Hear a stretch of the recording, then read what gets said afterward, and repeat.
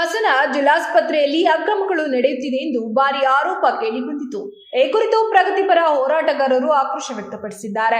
ಜಿಲ್ಲಾಸ್ಪತ್ರೆಯ ನೆಲ ಮಹಡಿಯಲ್ಲಿ ಔಷಧ ಮುಖ್ಯ ಉಗ್ರಾಣಕ್ಕೆ ಬರುವ ಔಷಧ ಮತ್ತು ಉಪಕರಣಗಳ ರಟ್ಟುಗಳನ್ನು ತುಂಬುತ್ತಿದ್ದು, ಈ ಕುರಿತು ಸಾಮಾಜಿಕ ಹೋರಾಟಗಾರರು ಪ್ರಶ್ನೆ ಮಾಡಿದ್ದಾರೆ. ಆದರೆ ಯಾವುದೇ ಪ್ರತಿಕ್ರಿಯೆ ನೀಡದೆ ಅಧಿಕಾರಿಗಳು ಪಲಾಯನ ಮಾಡಿದ್ದಾರೆ. ಆಸ್ಪತ್ರೆಯಲ್ಲಿ ಸಂಗ್ರಹವಾಗುವ ರಟ್ಟುಗಳನ್ನು ಮಾರಾಟ ಮಾಡುವ ಸಂಬಂಧ 1 ವರ್ಷದ ಅವಧಿಗೆ ಕೆಟಿಪಿಪಿ ನಿಯಮಾನುಸಾರ ಪತ್ರಿಕಾ ಪ್ರಕಟಣೆ ಹೊರಡಿಸಿ ಹೆಚ್ಚು ದರ ನಮೂದಿಸುವ ಸಂಸ್ಥೆಯೊಂದಿಗೆ ದರ ನಿಗದಿಪಡಿಸಿಕೊಂಡು ಅಗತ್ಯ ಷರತ್ತುಬದ್ಧ ಒಪ್ಪಂದದಂತೆ ಸಮಿತಿಯು ನಿಯಮಗಳನ್ನು ವಿಧಿಸಿ ಟೆಂಡರ್ ಮಾಡಿಕೊಳ್ಳಲು ಸರ್ವಾನುಮತದಿಂದ ತೀರ್ಮಾನಿಸಿರುತ್ತದೆ. ಆದರೆ ಯಾವುದೇ ಟೆಂಡರ್ ಕರೆಯದೆ ಅಕ್ರಮ ಮಾರಾಟ ಮಾಡಲಾಗುತ್ತಿದೆ ಎಂದು ಸಾಮಾಜಿಕ ಹೋರಾಟಗಾರರು ಆಕ್ರೋಶ ವ್ಯಕ್ತಪಡಿಸಿದ್ದಾರೆ.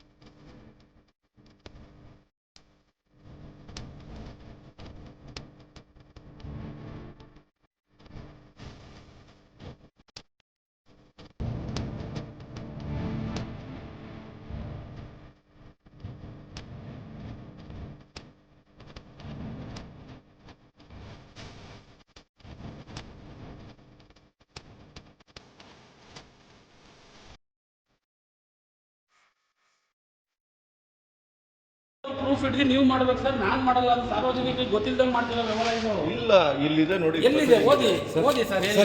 ಹೊಸ ಟೆಂಡರ್ ಕೊಡಿ ಸರ್. ಈಗ ಹೊಸ ಟೆಂಡರ್ ಓದಿ ಸರ್. ಹೊಸದು ಪ್ರೋಸೆಸ್ ಇದೆ ಸರ್. ಪ್ರೋಸೆಸ್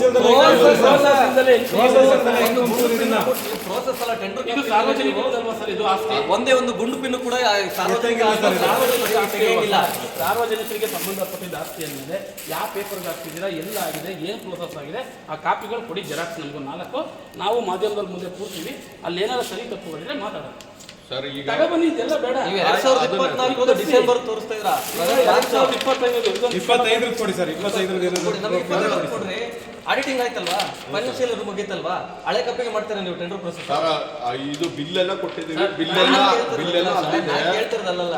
2025 ಪ್ರೆಸೆಂಟ್ ಮಂತ್ ನೀವು ಟೆಂಡರ್ ಕಾಪಿ ಇದ್ಯಾವುದು ಸರ್? 24 ಸರ್. ಇಲ್ಲಿ ಸರ್ 25 ಡೇಟ್ ಇವತ್ತು ಹಾಕಿದ್ರೆ 29/1/2025 ಹಳೆ ಕಾಪಿ ಇಲ್ಲೇ ಹೇಳಿದಾರೆ ನೋಡಿ. ಈಗ ಇಲ್ಲಿ ಒಂದು ನಿಮಿಷ. ಪ್ರಸ್ತಾಪಿತ ವಿಷಯಕ್ಕೆ ಸಂಬಂಧಿಸಿದಂತೆ ಆಸ್ಪತ್ರೆಯ ಔಷಧ ಮುಖ್ಯ ಉಗ್ರಾಣಕ್ಕೆ ಬರುವ ಔಷಧ ಮತ್ತು ಉಪಕರಣಗಳ ರಟ್ಟುಗಳನ್ನು ಅಂದರೆ ಬ್ರೌನ್ ಶೀಟನ್ನು ಶೇಖರಿಸಿ ಪ್ರಸ್ತುತ MS ಶ್ರೀ ಲಕ್ಷ್ಮೀ ವೆಂಕಟೇಶ್ವರ ಎಂಟರ್ಪ್ರೈಸಸ್ ಅವರಿಗೆ ಮಾರಾಟ ಮಾಡಲಾಗುತ್ತಿದ್ದು ಡಿಸೆಂಬರ್ 2024ರಿಂದ ಸದರಿ ಹಣವನ್ನು ಯೂಸರ್ ನಿಧಿಗೆ ಜಮೆ ಮಾಡಲಾಗಿರುತ್ತದೆ. ಈ ಹಿಂದೆ ಇದ್ದ ಸದರಿ ರಟ್ಟುಗಳನ್ನು ಬ್ರೌನ್ ಶೀಟನ್ನು ಮಾರಾಟ ಮಾಡಿರೋ ಬಗ್ಗೆ ಇಂದಿನ ವಿಷಯ ನಿರ್ವಾಹಕರಾದ ಲಕ್ಷ್ಮಣ್ ತಲ್ವಾರ್ ಅವರು ಯಾವುದೇ ಮಾಹಿತಿ ನೀಡಿರುವುದಿಲ್ಲ ಅಂತ ಇದೆ. ಸರ್ ಮಾಹಿತಿ ಕೊಟ್ಟಿಲ್ಲ ಅಂತ ಇದೆಯಲ್ಲ ಸರ್. ಆಮೇಲೆ ಈಗ ಇದಕ್ಕೆ ಇದು ಮಾಡಿದ್ದಾರೆ. ಯಾವ್ದು ಮಾಡ್ತಾರೆ ಸರ್? ಯಾರು LKG UKG ಮಕ್ಳಿಗೆ ಹೇಳಿ ಸರ್. LKG UKG ಮಕ್ಳಿಗೆ ನೀವು ಹೇಳ್ಬಿಡಿ ಸರ್. ಸರ್ ಬಿಲ್ ಎಲ್ಲ ಇದೆ MS ಆಫೀಸ್ ಅವ್ರ ಹತ್ರ, ಬೆಳಗ್ಗೆ ಅವ್ರ ಹತ್ರ. ಈಗ ಗಾಡಿ ನಿಮಿಷ ಇದೇನು ಬರ್ದಿದ್ದಾರೆ ಓದಿ ಸರ್. ಇದು ಟೆಂಡರ್ ಅದು ಮಾಡಬೇಕು. ಅಷ್ಟೇನೋ ಬರ್ದಿದಾರ. ಆಸ್ಪತ್ರೆಯಲ್ಲಿ ಸಂಗ್ರಹವಾಗುವ ರೊಟ್ಟುಗಳನ್ನು ಬ್ರೌನ್ ಶೀಟ್ಸ್ಗಳನ್ನು ಮಾರಾಟ ಮಾಡುವ ಸಂಬಂಧ 1 ವರ್ಷದ ಅವಧಿಗೆ KTPP ನಿಯಮಾನುಸಾರ ಪತ್ರಿಕಾ ಪ್ರಕಟಣೆ ಹೊರಡಿಸಿ ಹೆಚ್ಚು ದರ ನಮೂದಿಸುವ ಸಂಸ್ಥೆಯೊಂದಿಗೆ ಟೆಂಡರ್ ಕೊಡಬೇಕಾಗಿರ್ತದೆ. ನಾನು 5,000 ಕೊಡ್ತೀನಿ, 10,000 ಕೊಡ್ತೀನಿ, 25,000 ಕೊಡ್ತೇನೆ. ಹೆಚ್ಚು ದರ ನಮೂದಿಸುವ ಸಂಸ್ಥೆಯೊಂದಿಗೆ ದರ ನಿಗದಿಪಡಿಸಿಕೊಂಡು ಅಗತ್ಯ ಷರತ್ತು ಹಾಗೂ ನಿಯಮಗಳನ್ನು ವಿಧಿಸಿ ಒಡಂಬಡಿಕೆ ಮಾಡಿಕೊಳ್ಳಲು ಸಮಿತಿಯು ಸರ್ವಾನುಮತದಿಂದ ತೀರ್ಮಾನಿಸಬೇಕು. ಅದನ್ನೇ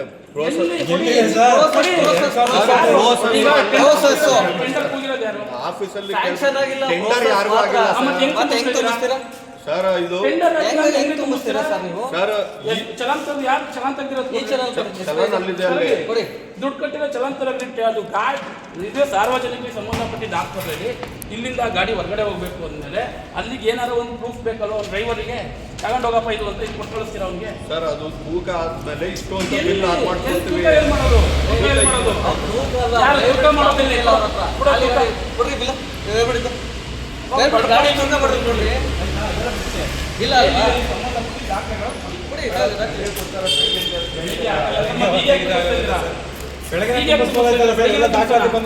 ಗಾಡಿ ಸ್ಟೇಷನ್ ಅಲ್ಲಿ ಇರುತ್ತೆ, ದಾಖಲಾತಿ ಎಲ್ಲ ಬಂದ್ಮೇಲೆ ನೀವು ತುಂಬಿಸ್ಬೋದಾಗಿತ್ತಲ್ಲ. ಈ ಅಂಡರ್ ಗ್ರೌಂಡ್ ಅಲ್ಲಿ ಮೇಂಟೆನೆನ್ಸ್ ಎಲ್ಲ ಇದು ಬರುತ್ತೆ, ತ್ಯಾಜ್ಯ ವಿಲೇವಾರಿ ಇದೆಲ್ಲ ಮಾಡೋದಂತ. ಕಟ್ಟನ್ ಬಾಕ್ಸ್ಗಳನ್ನ ಇವರು ಟೆಂಡರ್ ಕರೀದಲ್ಲ, ಕೊಟೇಶನ್ ಕರೀದಲ್ಲ, ಬೇಕಾ ಬಿಟ್ಟು ಅವ್ರು ಇಷ್ಟ ಒಂದ್ ರೇಟಿಗೆ ಕಮಿಷನ್ ಆಸೆಗೋಸ್ಕರ ಮಾರ್ಕತಾ ಇದ್ದಾರೆ. ಇದರಲ್ಲಿ ಎಲ್ಲ ಅಧಿಕಾರಿಗಳು ಇನ್ವಾಲ್ವ್ ಕೂಡ ಆಗಿದ್ದಾರೆ. ಇದು ಒಂದೇ ಇಲ್ಲ, ತುಂಬಾ ಇದೆ ಇಲ್ಲಿ ಹಾಸ್ಪಿಟಲ್ ಅಲ್ಲಿ. ಇದಕ್ಕೆ ಸಂಬಂಧಪಟ್ಟಂತೆ ದಿನೇಶ್ ಗುಂಡೂರಾವ್ ಸಾಹೇಬ್ರು ಇದ್ರ ಬಗ್ಗೆ ಶೀಘ್ರವಾಗಿ ತನಿಖೆ ಮಾಡಿ ಇದ್ರ ಬಗ್ಗೆ ಕ್ರಮ ತಗೋಬೇಕು. ಸೊ ಇಲ್ಲಾಂದ್ರೆ ಜಿಲ್ಲೆಯಲ್ಲಿ ನಾವು ಉಗ್ರವಾದ ಹೋರಾಟ ಮಾಡ್ಬೇಕಾಗುತ್ತೆ. ಸಾರ್ವಜನಿಕರ ಸೊತ್ತನ್ನ ಇವರು ಕಳ್ತನ ಮಾಡಿ ಮಾರ್ತಾ ಇದ್ದಾರೆ. ಸೊ ಇದಕ್ಕೆ ಯಾರು ಅಧಿಕಾರಿಗಳು, ಯಾವ ಸ್ಟಾಫ್ಗಳೆಲ್ಲ ಶಾಮೀಲಾಗಿದ್ದಾರೆ, ಇದನ್ನ ಸಮಗ್ರವಾಗಿ ತನಿಖೆ ಮಾಡಿ ಜಿಲ್ಲಾ ಪೊಲೀಸ್ ವರಿಷ್ಠಾಧಿಕಾರಿ SP ಅವರು ಕ್ರಮ ಕೈಗೊಳ್ಬೇಕು. ತುಂಬಾ ದಿನದಿಂದ ನಡೀತಾ ಇದೆ ಅನ್ಸುತ್ತೆ. ಅವರು ಯಾವ್ದೇ ತರ ವರ್ಕ್ ಆರ್ಡರ್ ಇಲ್ಲ ಅವ್ರ ಕೈಯಲ್ಲಿ, ಯಾರ ಇನ್ಚಾರ್ಜ್ ಇಲ್ಲ, ಟೆಂಡರ್ ಕರೆದಿಲ್ಲ, ಯಾರು ಇನ್ಚಾರ್ಜ್ ಇಲ್ಲ. ನೋಡಿ ಒಂದ್ಸಲ ನೋಡಿ ನೀವು ಪೂರ್ತಿ ಏನೇನ್ ತುಂಬ್ತಾ ಇದಾರೆ, ಏನ್ ಮಾಡ್ತಾ ಇದ್ದಾರೆ ಅಂತ ನೋಡಿ. ಇದು ಒಂದೇ ಇಲ್ಲ, ಇದಾಗುತ್ತೆ. ನಮಗೆ ಮಾಹಿತಿ ಇರೋ ಪ್ರಕಾರ ಪ್ರತಿ ವರ್ಷ 1 ರಿಂದ 2 ಕೋಟಿ ಇದರಿಂದನೇ ಆದಾಯ ಬರುತ್ತೆ ಅಂತ ಇದೆ. ಟ್ರಾನ್ಸಾಕ್ಷನ್ ಆಗ್ತಾ ಇದೆ. ಪ್ರತಿಯೊಂದು ಆಡಿಟಿಂಗ್ ರಿಪೋರ್ಟ್ ವರದಿ ತರಿಸ್ಕೊಂಡ್ರೆ ಇದ್ರ ಬಗ್ಗೆ ಕೂಲಂಕುಷವಾಗಿ ಎಲ್ರಿಗೂ ಗೊತ್ತಾಗುತ್ತೆ, ಸಾರ್ವಜನಿಕರಿಗೆ ಗೊತ್ತಾಗ್ಲಿ ಏನ್ ನಡೀತಾ ಇದೆ ಅನ್ನೋದಿಲ್ಲಿ. ಅವ್ರೇ ಹೇಳ್ತಾ ಇದ್ರಲ್ಲ ಸ್ಟಾಫ್, ಇದ್ರ ಬಗ್ಗೆ ನಮ್ಗೆ ಗೊತ್ತಿಲ್ಲ ಸರ್, ಅವ್ರು ಹೇಳಿರೋ ಕೆಲಸ ಮಾಡ್ತಾ ಇದ್ರು ಅಂತ. ಯಾವ್ದೇ ಟೆಂಡರ್ ಇಲ್ಲ, ಕೊಟೇಶನ್ ಇಲ್ಲ, ಸಾರ್ವಜನಿಕ ಸ್ವತ್ತು.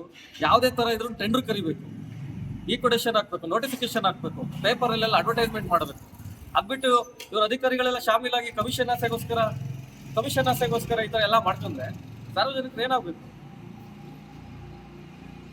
ಇದ್ರ ಬಗ್ಗೆ ಪೊಲೀಸ್ನವರು ಕ್ರಮ ಕೈಗೊಳ್ಬೇಕು ಅಂತ ನಾನು ಒತ್ತಾಯಿಸ್ತೀನಿ. ಇಲ್ಲ ಅಂದ್ರೆ ರೈತ ಮತ್ತು ಕಾರ್ಮಿಕ ರಕ್ಷಣಾ ವೇದಿಕೆ ಹಾಸನ ಜಿಲ್ಲೆಯಲ್ಲಿ ಉಗ್ರವಾದ ಹೋರಾಟ ಮಾಡಬೇಕಾಗುತ್ತೆ. ಮುಂದಿನ ದಿನಗಳಲ್ಲಿ ಇದ್ರ ಪರಿಣಾಮನ ಸಂಬಂಧಪಟ್ಟ ಅಧಿಕಾರಿಗಳು ಎದುರಿಸಬೇಕಾಗುತ್ತೆ. ಸರ್ಕಾರಿ ಹಿಮ್ಸ್ ಆಸ್ಪತ್ರೆ ಹಾಸನ ಆಸ್ಪತ್ರೆಯಲ್ಲಿ ನಡೀತಾ ಇದೆ ಇದು ನೆಲಮಹಡಿಯಲ್ಲಿ. ಇವತ್ತು ಹಾಸನದ ಹಿಮ್ಸು ಅವ್ಯವಸ್ಥೆಯ ತಾಣ ಆಗಿದೆ. ಎಷ್ಟು ಸತಿ ನಮ್ಮ ಉಸ್ತುವಾರಿ ಸಚಿವರು ರಾಜಣ್ಣ ಅಲ್ಲಿಗೆ ಭೇಟಿ ನೀಡಿದ್ದಾರೆ ಅನ್ನೋದು ಒಂದು ಪ್ರಶ್ನೆ. ಇವತ್ತು ರಾ ವೇಸ್ಟ್ ಏನು ಇವರು ಕಲೆಕ್ಟ್ ಮಾಡ್ತಾರೋ ಅದನ್ನು ಇವರು ಹರಾಜು ಮಾಡಬೇಕು. ಇದನ್ನು ಹರಾಜು ಮಾಡೋ ಪ್ರತಿಕ್ರಿಯೆ ಸಹ ಇಲ್ಲ. ಮತ್ತು ಇವರು ಬೇನಾಮಿಯಾಗಿ ಸರ್ಕಾರದ ಭರವಸೆಗೆ ಒಂದು ನಷ್ಟ ಉಂಟು ಮಾಡ್ತಿದ್ದಾರೆ. ಇಂಥ ಅಧಿಕಾರಿಗಳ ಮೇಲೆ ಕ್ರಮ ಜರುಗಿಸುವಂಥ ಕೆಲಸ ಮಾಡಬೇಕು. ಇವತ್ತು ರಾ ವೇಸ್ಟ್ ಏನಿದೆಯೋ ಒಳ್ಳೆ ಬೆಲೆ ಬಂದಿದೆ. ಅದಕ್ಕೆ ಈ ಕಾರ್ಡ್ಬೋರ್ಡು ಏನಾದರೂ ರೀಸೈಕಲ್ ಆಗಿ ಪೇಪರಿಗೆ ಹೋಗುತ್ತೆ. ಇದು ಒಂದು 28 ರಿಂದ 30 ರೂಪಾಯಿಗೆ ಇಂಡಸ್ಟ್ರಿಯವ್ರು ತಗೋತಾರೆ.